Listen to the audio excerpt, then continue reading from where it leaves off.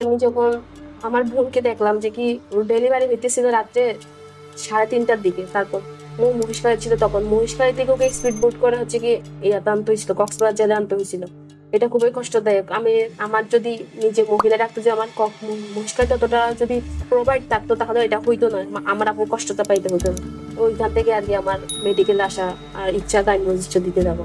তো নেহাতি ডিস পরিবারের প্রতি অনেক কৃতজ্ঞতা। ভাইয়াদেরকে এতটা জ্বালাইছি আমি, ভাইয়া এটা ওটা বলে আসলে অনেক জ্বালাইছি সত্যি বলতে। তারপর সব ক্লাস মিলিয়ে সাপোর্টিভ যে একটা পরিবেশ, ওটা আমি টোটালি আরটিডিএস থেকে পাই। এই জন্য ভাইদের প্রতি আবার কৃতজ্ঞতা, পুরো আরটিডিএস ফ্যামিলির প্রতি কৃতজ্ঞতা।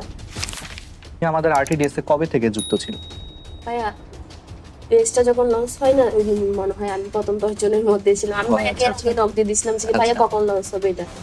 তার মানে হচ্ছে যেদিন মানে আমরা কোর্স লঞ্চ করি ওই কোর্স লঞ্চের দিনই তুমি ভর্তি হয়ে গেছো। আচ্ছা, তাহলে তো একদম শুরু থেকে ছিল। হ্যাঁ ভাই, মানুষ বলবে যে কি আপু জিএসটি আছে, এগ্রি আছে, এগুলো কি করবে? বাই সেম বই পাশাপাশি পড়লে হয়ে যে হালকা একটু ম্যাথ করতে হবে এটাই। আমি বলবো যে কি ডিও দিয়ে তারপর মানে একেবারে ডেডিকেটেডলি সেকেন্ড টাইমের জন্য শুরু করা হয়েছে। আর এই সেক্টরে বাংলাদেশের মতো দেশগুলোতে আর কি মা ও শিশু মৃত্যুর হারটা বেশি। এই জিনিসটা আমাকে খুব ভাবাইছে যে এই জায়গায় যদি কাজ করতে পারি তাহলে আমি নিজে হয়ে নিজে একটা মেয়ের কাছে ফ্রাঙ্কলি আমি মিশতে পারবো, কাজ করতে পারবো। ফ্যামিলি অনেক সময় থাকে না, কিন্তু আমার আলহামদুলিল্লাহ ছিল। তবে যে আরটিডিএস এর যে ভাইয়ারা রেগুলার যে গাইডলাইন দিত, এটা অনেক বেশি হেল্প করছে জুনিয়রদের। যদি সেকেন্ড টাইমের জন্য যদি ভর্তি হয় তাহলে আরটিডিএস বেস্ট। আচ্ছা ছায়া, এই যে সেকেন্ড টাইমারদের মধ্যে এবার তুমি বেস্ট রেজাল্ট করেছো, শুধু আরটিডিএস থেকে না সারা বাংলাদেশের সেকেন্ড টাইমারদের মধ্যে বেস্ট রেজাল্ট, জাতীয় মেধায় 33তম যে হলা। এই যে তোমার পুরো নামটা আসলে যদি একটু অডিয়েন্সের উদ্দেশ্যে বলতা। সুমন সাইকান মারো। আচ্ছা ছায়া, তোমার দেশের বাড়ি কোথায়? মহেশখালী, কক্সবাজারে। মহেশখালীতে? আমি এর আগে হচ্ছে একবার মহেশখালীতে গিয়েছিলাম। আমি যতটুকু জানি যে মহেশখালীতে হচ্ছে স্পিড বোটে করে যাওয়া লাগে। তো মহেশখালী থেকে তুমি ঢাকা মেডিকেলে চান্স পেলা, মানে এটার পিছনের যদি একটু স্টোরিটা আমাদেরকে বলতাম। বাইরের স্টেট আমার মধ্যে গ্রো হয়েছে যে আমার ডাক্তার হতে হবে। যখন নাইনে আমার ভাই টিকলো তখন বললাম যে না, ভাইয়ের পেশাটা ভালো লাগে, ভাইকে স্ট্যাটাস খুবই সুন্দর মানাই। তখন আমি বললাম যে না, আমিও হবো। তারপর হচ্ছে করোনা আসলো 20 সালে। করোনা আসার পর দেখলাম যে না, এখানে ইমার্জেন্সিতে ডাক্তাররা সবচেয়ে বেশি কাজে লাগে, যে কোনো ইমার্জেন্সিতে। এদের তারপর থেকে হচ্ছে কি ওইটা ডাক্তার হওয়ার পেশাটার দিকে আমি আস্তে আস্তে নিজেকে ঠিক করলাম। তারপর আমি যখন হসপিটালে যাওয়া শুরু করলাম, যে কোনো কাজে যখন আমি হসপিটালে যাই বা একটু অন্য কাউকে নিয়ে যাই, আমার কোনো মা বা বোনকে নিয়ে যাই, তখন আমি মহিলা ডাক্তারি করি। তখন বললাম যে না, একটা মেয়েকে ডাক্তারি পাশে যাওয়াটা খুবই জরুরি। আমি তো নিজে ডাক্তার, মহিলা মহিলা ডাক্তার খুঁজি এই জন্য। তারপর হচ্ছে কি আমি যখন আমার বোনকে দেখলাম যে কি ডেলিভারি হইতেছিল রাত্রে 3:30টার দিকে, তারপর মহিষকালী ছিল, তখন মহিষকালী থেকে ওকে স্পিড বোট করে হচ্ছে কি ইয়াতে আনতে হয়েছিল, কক্সবাজারে আনতে হয়েছিল। এটা খুবই কষ্টদায়ক। আমার যদি নিজে মহিলা ডাক্তার যে আমার মহিষকালী ততটা যদি প্রোভাইড থাকতো তাহলে এটা হইতো না, আমার আপু কষ্টটা পাইতে হতো না। ওইখান থেকে আর কি আমার মেডিকেল আসা আর ইচ্ছা গাইনোলজিস্ট দিতে যাবো।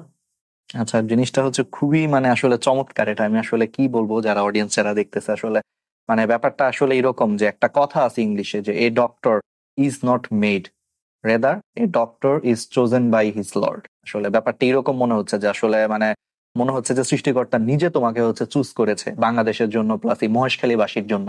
কারণ মানে আমি নিজে আসলে জিনিসটা একটু চিন্তা করতেছি কিছুক্ষণ আসলে, যে আমার কোন আত্মীয় স্বজন আসলে অসুস্থ হয়ে গেছে, ডাক্তার নাই, আমাকে স্পিড বোটে করে হচ্ছে আরেক জায়গায় যে আমাকে আসলে চিকিৎসা নিতে হচ্ছে ইমার্জেন্সি। মানে আসলে এই জিনিসটা সত্যি কথাই যে তুমি যে আসলে এই যে ঢাকা মেডিকেলে চান্স পেয়েছো, এই জন্য আসলে মানে আরো অনেক বেশি ভালো লাগছে যে আসলে মহেশখালীবাসীর জন্য, দেশের জন্য অনেক কিছু হচ্ছে তুমি করতে পারবা। তো ছায়া, তুমি বড় হয়ে মানে আমি আরেকটা যদি প্রশ্ন করি, মানে বড় হয়ে ডাক্তারিতে তো অনেকগুলা শাখা আছে, যেমন ধরো মেডিসিন, গাইনি, সার্জারি। তুমি আসলে মানে এখন কি ঠিক করেছো যে বড় হয়ে আসলে কোথায় যেতে চাও? আমি যখন নিজের জন্য মানে পড়াশোনা বেশি কলেজ লাইফে আসতে যাচ্ছি, তখনই আমার শুরু হয়েছিল একটা কাহিনী। গর্ভবতী মহিলা দিয়ে আর কি, উনি আসতেছিলেন, ওনাকে বোটের মধ্যে আমি নিজে কষ্ট করে আর কি কোলে বসে আনছিলাম। আর আমার আপুকে দেখলাম। আর এই সেক্টরে বাংলাদেশের মতো দেশগুলোতে আর কি মা ও শিশু মৃত্যুর হারটা বেশি। এই জিনিসটা আমাকে খুব ভাবাইছে যে এই জায়গায় যদি কাজ করতে পারি তাহলে আমি নিজে হয়ে নিজে একটা মেয়ের কাছে ফ্রাঙ্কলি আমি মিশতে পারবো, কাজ করতে পারবো। এই জন্য আর কি আমার চিন্তাধারা আপাতত মানে গাইনোলজিস্ট বা ইনশাল্লাহ যদি আল্লাহ এদিকে নির্বাচন করে তাহলে গাইনোলজিস্টের দিকে যাবো। ইনশাআল্লাহ। তো আমি যদি একটু স্মৃতিচারণ করি, তুমি গত বছর পেয়েছিলা 66.5, আর এই বছর পেয়েছো 90.5। তাহলে এই যে 66.5 থেকে 90.5, এই যে বিশাল একটা সাফল্য, এটার পিছনে আসলে এই বছরের মূল মন্ত্রটা মূলত কি ছিল?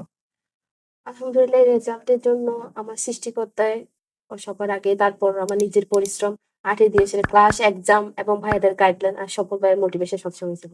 হ্যাঁ, তুমি যে সেকেন্ড টাইম যে দিয়েছিলা, সেকেন্ড টাইম দেওয়ার পিছনে মূল অনুপ্রেরণা হিসেবে কারা কাজ করেছে? মূল অনুপ্রেরণা হিসেবে ভাই আমার নিজের ভাইয়া ছিল, তারপর ভাইয়া তো নিজে সেকেন্ড টাইম ছিলেন, আটে দিয়েছে সফল ভাই। আমি প্রথম দিন শুরু করছিলাম আটে দিয়েছে সফল ভাইয়া দিয়ে। ছায়া, এবার একটু পড়ালেখার দিকে যদি কথা বলি, তুমি প্রথমবারে 66.5 পেয়েছো, সেখান থেকে একবারে দ্বিতীয়বার পরীক্ষা দিয়ে 90.5। এই যে একটা বিশাল যে একটা মানে উন্নতি, যদি আমি স্ট্যাটিস্টিক্স এর ভাষায় বলি, তাহলে এই উন্নতির পিছনের আসলে মানে অনুপ্রেরণা কিভাবে ছিল, বা তুমি কখন থেকে ডিসিশন নিয়েছিলে যে আসলে সেকেন্ড টাইম দিবা? রেজাল্টটা পাওয়ার পর প্রথমে আমার খারাপ লাগে, এরপর ভাবলাম যে কি না, আমি আবার পারবো, আমি দিতে পারবো। দেন এই দিন রাতে আমি আমি ইয়াতে গেছিলাম, রেস্টুরেন্টে গেছিলাম খাইতে, ভাই বলছে মন খারাপ খেয়ে আয়। তখন সফল ভাই একটা লাইভ হইতেছিল, তো ভাই বলছে খা, লাইভটা দেখ, আবার দেখবি উনি সেকেন্ড টাইম দিয়ে যদি মেডিকেলে, তাও ডিএমসি তে যদি দশম হইতে পারে, তুই কেন পারবি না, তুইও পারবি, তুই কি কম নাকি, এটা বলছে। তখন থেকে আর কি শুরু। আচ্ছা, তার মানে আমাদের আরটিডিএস এর হচ্ছে লাইভ দেখেই আসলে তুমি মানে ইন্সপায়ার্ড হয়ে আসলে সেকেন্ড টাইম দেওয়া শুরু করেছিলে জি বা ভাই, আর সিদ্ধান্ত নিয়েছিলে। তুমি আমাদের আরটিডিএস এ কবে থেকে যুক্ত ছিল? ভাই পেজটা যখন লঞ্চ হয় না, ওই দিন মনে হয় আমি প্রথম 10 জনের মধ্যে ছিলাম। আমি ও ভাইয়াকে আচ্ছা আজকে আচ্ছা নক দিয়ে দিছিলাম যে ভাইয়া আচ্ছা। কখন লঞ্চ হবে এটা। তার মানে হচ্ছে যেদিন মানে আমরা কোর্স লঞ্চ করি, ওই কোর্স লঞ্চের দিনই তুমি ভর্তি হয়ে গেছো। আচ্ছা, তাহলে তো একদম শুরু থেকে ছিল। হ্যাঁ ভাইয়া, শুরু আচ্ছা, থেকে। তো একদম শুরু থেকে যেহেতু তুমি আমাদের এখানে ছিলা, তাহলে আমি পরের প্রশ্নটা একটু সুন্দর করে যদি করি, যে তাহলে আরটিডিএস এর শুরু থেকে শেষ পর্যন্ত আমাদের সাথে থাকার এই যে দীর্ঘ জার্নিটা তোমার কাছে ওভারঅল আমাদের ম্যানেজমেন্টটা কেমন মনে হয়েছে? ক্লাস, এক্সাম, গাইডলাইন গুলা কিরকম মনে হয়েছে তোমার ভাইয়া কাছে? সবগুলোই মাশাআল্লাহ, মানে সবসময় ভাইয়া তো সফল ভাই সবসময় পড়ার মধ্যে রাখতো। তারপর হচ্ছে কি এক্সাম ছিল আমার একদম মেডিকেল স্ট্যান্ডার্ড, এক্সট্রা রাইটার থেকে প্রশ্ন দিত, যার কারণে আমার হচ্ছে এক্সট্রা রাইটার গুলো পড়া হয়ে যেত। আর ক্লাসগুলো তো মাশাআল্লাহ অনেক ভালো। তারপর টেলিগ্রাম গ্রুপ ছিল যেখানে আমি আমার সমস্যা হলে বলতে পারতাম, সেটা হোক আমার পার্সোনাল কিংবা পড়ালেখার যে কোনো কিছু। আর পার্সোনালি ভাইয়াদেরকে আমি নক দিতাম, যার কারণে আর কি সবকিছু দিয়ে আমি আরটিডিএস থেকে হেল্প পাইছিলাম। আচ্ছা, নর্মালি ছায়া দেখা যায় কি যে আমাদের প্রেক্ষাপটে যারা হচ্ছে সেকেন্ড টাইম দেয়, তাদেরকে আসলে অনেক সময় পরিবার থেকেও কিন্তু খুব একটা সাপোর্ট দেওয়া হয় না, বাবা মা একটু রাগ করে থাকে, আত্মীয় স্বজন কথা শুনাইতে থাকে। তাহলে এই যে সেকেন্ড টাইমের যে একটা দীর্ঘ ক্লান্তিকর একটা জার্নি, যে জার্নিতে আসলে অনেক স্টুডেন্টরাই নিজেদেরকে একা মনে করে, ডিপ্রেসড থাকে, তুমি সেই জায়গাটা থেকে কিভাবে মানে কাটিয়ে উঠে এরকম দেশ সেরা রেজাল্ট করছে এবার? ভাইয়া এটা ঠিক যে সবার ডিপ্রেশন থাকে, সেকেন্ড টাইম থাকবে, এটা স্বাভাবিক। কিন্তু আমাকে অতটা ঘিরে ধরতে পারে না এই ডিপ্রেশনটা, কারণ আমার সাথে ফ্যামিলি যেমন ছিল তেমন আরটিডিএস ফ্যামিলি ছিল। তার কারণ হচ্ছে কি আমি যে কোনো কিছু, ভাইয়া আমি নাম্বার এখানে কম পাইতেছি, এটা কি ওটা কি, সবকিছুতে আর কি ভাইয়াদেরকে নক দিতাম। বেশিরভাগ তো মনে করেন সফল ভাই তো আছে, তারপর তোরা ভাইকে আমি নক দিতাম যে ভাই আজকে নাম্বার এরকম হয়েছে, ভাই এটা কিভাবে পড়বো, রুটিনটা কি এরকম হবে, মানে সবকিছু দিক দিয়ে আমি যতবার নিজেকে হেরে যাচ্ছি মনে করছি, তখনই আমি ভাইয়াদেরকে নক দিছি। দেন হচ্ছে কি ভাইয়া হচ্ছে কি ওই সফল ভাই হচ্ছে সবসময় একটা পড়ার মধ্যে রাখতো। আর কিছুদিন পর পর হচ্ছে গাইডলাইন দিত যে সেকেন্ড টাইম আমি আসি, এরকম একটা বলতো। তারপর ভাইয়া তখন যে বলতো, আমি নিজেই কোচিং এর করবো, নাম্বার পাইতাম, তো কোনো হতাশ হই নাই। তারপর মাঝে মধ্যে পড়া আমারও হইতো না, আমি নিজেও মাঝে মধ্যে বাইরে থেকে ঘুরে আসতাম। দেন আবার নিজেকে শক্ত করে পড়তে বসতাম। ভাইয়া যখন কয়েকদিন গাইডলাইন নিয়ে নিয়ে এগুলো কথাগুলো বলতো না, আমার নিজের ডিপ্রেশন গুলো চলে যাইতো। আই থিঙ্ক জুনিয়ররা যদি ভাইয়ার এই গাইডলাইনে থাকে, তার মনে হয়েছে কি আমার মতো ডিপ্রেশনে দেখে ঘিরে ধরতে পারবে না। ফ্যামিলি অনেক সময় থাকে না, কিন্তু আমার আলহামদুলিল্লাহ ছিল। তবে যে আরটিডিএস এর যে ভাইয়ারা রেগুলার যে গাইডলাইন নিত, এটা অনেক বেশি হেল্প করছে। আচ্ছা, সফল তো তোমাদেরকে হচ্ছে অনেক বেশি হচ্ছে পড়া দিত আর কি, তাই না? রেগুলারই কি পড়া দিত? ভাইয়া অলমোস্ট মনে করেন যে প্রেসার কুকারের মধ্যে রাখার মতো আর কি। আমরা আর কি কমেন্টের মধ্যে বলতাম, ভাইয়া ভাইয়া পড়া আরো দেন আরো দেন। ভাইয়া বলছে আসলে দেখো শুরু হোক, তারপর তুমি দেখবো যে প্রেসার কুকারের মধ্যে রাখতেছি। ঠিক দেখলাম যে কি যখন ক্লাসটা শুরু হয়েছে শেষ পর্যন্ত ভাইয়া আমাদেরকে প্রেসার কুকারের মধ্যে রাখছে। আচ্ছা, সফল সফল কতটা ডেডিকেটেড ছিল আসলে পড়া দেওয়ার ক্ষেত্রে আর কি ব্যাপারটা? একটা মোমেন্ট দিয়ে যদি বলা যায়, ওনার বিয়ের সময়ে যে আমাদের জন্য বিয়ের সময় যে আমাদের জন্য যে গাইডলাইন দেওয়া ক্লাস নেওয়া, ওটা আসলে খুবই রিয়ার। এরকম আমি খুবই কম দেখছি যে নিজের বিয়ের দিনে মানুষ এভাবে স্টুডেন্টের জন্য কাটে। তাও আসলে আমার মনে হয় যে উনি সেকেন্ড টাইমার ছিলেন, তাও একদম সেকেন্ড টাইমারের কষ্ট উনি আচ্ছা, বুঝেন। তাই ওনার কাছে মানে তখন বিয়ের দিনে যে মুভমেন্টটা এনজয় করা সে আমাদের জন্য ইয়ে করাটা একটু প্রায়োরিটি বেশি ছিল, এটাই মনে হয়। আচ্ছা, মানে সফল হচ্ছে আমাদের সফল, আরটিডিএস এর সফল হচ্ছে বিয়ের দিনও তোমাদেরকে মানে পড়া দিছে, গাইডলাইন দিছে। হ্যাঁ। আচ্ছা, ঠিক আছে। আচ্ছা, তাইলে তাহলে তো খুবই ভালো ব্যাপারটা, তোমাদেরকে অনেকেই করেছে। আচ্ছা আচ্ছা, এখন তুমি যদি সেকেন্ড টাইমের উদ্দেশ্যে যদি কিছু বলতে চাও, আরেকটা গুরুত্বপূর্ণ প্রশ্ন আসলে যেটা আমার কাছে মনে হইলো করা দরকার সেকেন্ড টাইমারদের থেকে, যে সেটা হলো যে সেকেন্ড টাইম প্রিপারেশন কখন থেকে আসলে নেওয়া উচিত, যদি তোমার মতো এরকম দেশেরা যদি রেজাল্ট করতে চায় কেউ? সেকেন্ড টাইম প্রিপারেশন বলতে আমি বলবো যে কি ডেন্টালটা দিয়ে দিক, তারপর ডিওটা দিয়ে দিক, তারপর হচ্ছে কি শুরু করা উচিত। কারণ ডিও যদি একবার আমি ফর্ম ফিল করে প্রিপারেশন দিয়ে যদি না না দিই, তাহলে হচ্ছে কি একটু কি মনে করেন রেজাল্টটা খারাপ আসতে পারে। আর আমি ডিওতে সেকেন্ড টাইম দেওয়ার কোনো সুযোগ নাই। আর ডেন্টালে যদি একটা হয়েও থাকে, যদি আমি নাও পড়ি বা তাও একটা আমার এক্সামের একটা এক্সপিরিয়েন্স হবে, যেটা আমার সেকেন্ড টাইম দিতে কাজে লাগবে। আমি বলবো যে কি এই দুইটা পরীক্ষা দিয়ে দিক, তারপর শুরু করো। মানুষ বলবে যে কি আপু জিএসটি আছে, এগ্রি আছে, এগুলি কি করবো? বাই সেম বই, পাশাপাশি পড়লে হয়ে যে হালকা একটু ম্যাথ করতে হবে, এটাই। আমি বলবো যে কি ডিউ দিয়ে তারপর মানে একেবারে ডেডিকেটেডলি সেকেন্ড টাইমের জন্য শুরু করা উচিত। বুঝতে পারছি। খুব ভালো কথা বলছো, যে তার মানে হচ্ছে যে একসাথেই সেকেন্ড টাইম এবং হচ্ছে তোমার বাকি কৃষি গুচ্ছ যদি তুমি দিতে চাও দিতে পারো, এটা ছায়ার মতে আর কি। আচ্ছা, তো ছায়া, তারপরে হচ্ছে তুমি যেহেতু মানে জুনিয়রদের উদ্দেশ্যে, তাহলে জুনিয়ররা আসলে মানে সেকেন্ড টাইমরা কিভাবে তাহলে ওদের হতাশা দূর করবে বা ডিপ্রেশন দূর করবে, প্লাস ওভারঅল হচ্ছে জুনিয়ররা কি আসলে মানে আরটিডিএস কে কি তুমি রিকমেন্ড করবা কিনা জুনিয়রদের প্রতি? হতাশা লাগবে, এটা স্বাভাবিক।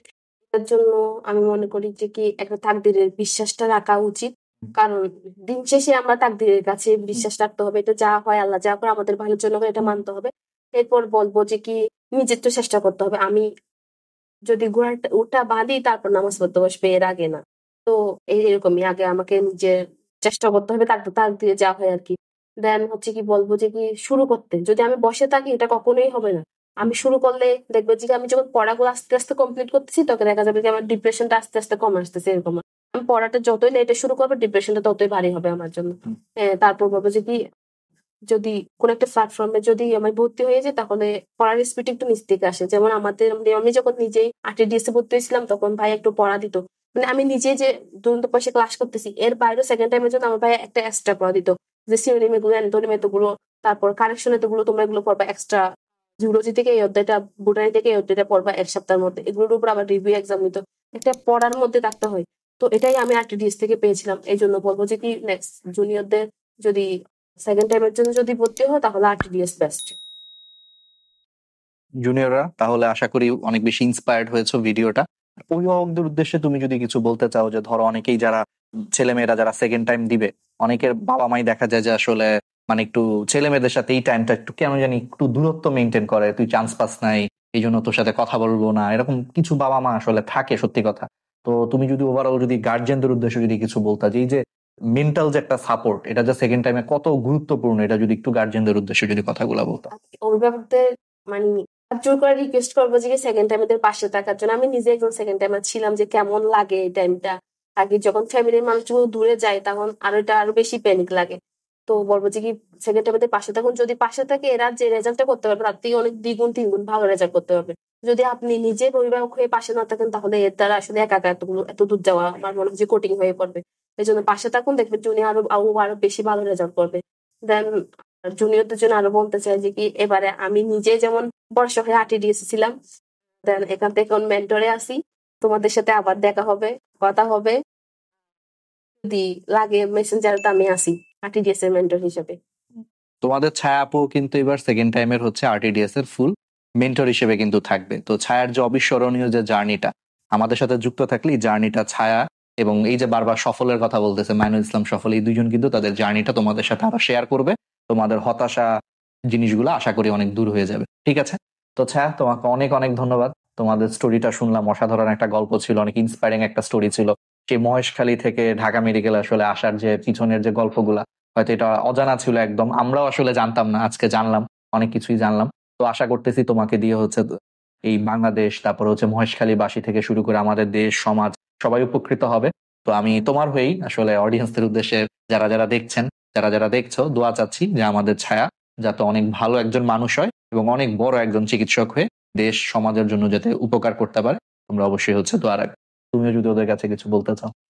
প্রথমে আরটিডিএস পরিবারের প্রতি অনেক কৃতজ্ঞতা। ভাইয়াদেরকে এতটা জ্বালাইছি আমি, ভাইয়া এটা ওটা বলে। আসলে অনেক জ্বালাইছি সত্যি বলতে। তারপর সব ক্লাস মিলিয়ে সাপোর্টিভ যে একটা পরিবেশ, ওটা আমি টোটালি আরটিডিএস থেকে পাই। এজন্য ভাইদের প্রতি আবার কৃতজ্ঞতা, পুরো আরটিডিএস ফ্যামিলির প্রতি কৃতজ্ঞতা। অভিভাবকদের বলতে বলবো যে কি, স্টুডেন্ট অভিভাবক সবাইকে বলবো যে কি, সেকেন্ড টাইম হোক ফার্স্ট টাইম হোক, পুরো একটা ডিএমসিএন পরিবারের উপর যে ভরসার জায়গা হচ্ছে আরটিডিএস।